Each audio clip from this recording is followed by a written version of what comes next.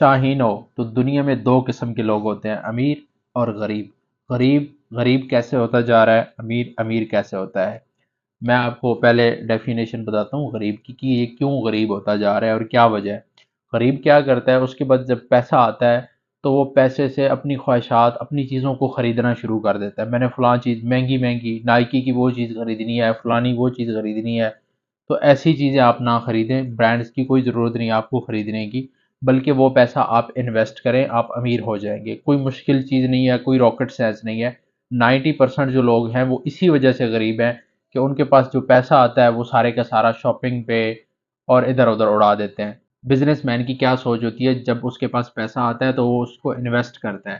وہ چاہے اپنی اسکل پہ انویسٹ کرے، وہ چاہے کسی بزنس کے اندر انویسٹ کرے، تو آپ کے پاس جو پیسہ بچے آپ اس کو انویسٹ کرنا سٹارٹ کر دیں، آپ بھی امیر بن جائیں گے۔